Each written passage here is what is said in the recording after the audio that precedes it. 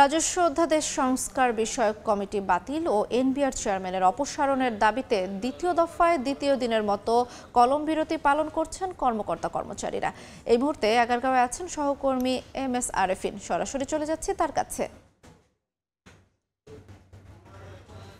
তারা তাদের ডেস্কে রয়েছেন, কিন্তু কলম দিয়ে যে ধরনের কাগজপত্রের সাইন কিংবা অন্যান্য কাজ, যেসব কাজ কলম দিয়ে হয়, অর্থাৎ কাজ, সকল ধরনের দাপ্তরিক কাজ কিন্তু তারা এই মুহূর্তে বন্ধ রেখেছেন। তারা বলতেছেন যে আজকে দুপুর 2টার পর তারা নতুন করে কর্মসূচি ঘোষণা করবেন এবং সেখানেই কিন্তু তারা জানাবেন যে তাদের পরবর্তী কর্মসূচি কি হবে এরপরে। আসলে যেটুকু জানিয়ে রাখতে চাই যে গত 12 মে সরকার জাতীয় রাজস্ব বোর্ড বিলুপ্ত করার যে অধ্যাদেশ জারি করে সেটিকে কিন্তু বিরোধিতা করে আসছে রাজস্ব বোর্ডের কর্মকর্তা কর্মচারীরা। তারা বলতেছেন যে এই রাজস্ব বোর্ড বিলুপ্ত করা তাদের আসলে কর্মকর্তাদেরকে বিশেষভাবে সুবিধা দেওয়া হবে, যে কারণে তারা এটার বিরোধিতা করে আসছেন। এবং একই সাথে তারা বলছেন যে বর্তমান যিনি চেয়ারম্যান রয়েছেন তিনি রাজস্ব বোর্ডের সংস্কারে এই মুহূর্তে সব থেকে বড় বাধা, এমন অভিযোগটি কিন্তু আসলে এখানকার কর্মকর্তা কর্মচারীরা আমাদেরকে করছেন। তারা বলছেন যে সরকার যে অধ্যাদেশটি দিয়েছে গত 19 জুন জাতীয় রাজস্ব বোর্ডকে সংস্কার করে বিলুপ্তি বাদ দিয়ে আসলে নতুন করে যে স্বাধীন ও সার্বভৌম যে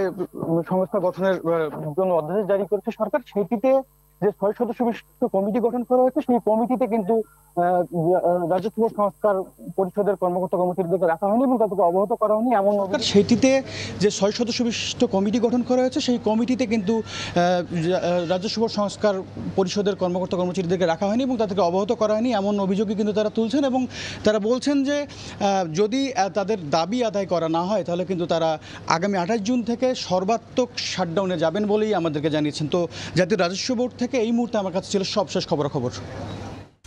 আমরা সরাসরি যুক্ত ছিলাম জাতীয় রাজস্ব বোর্ড থেকে।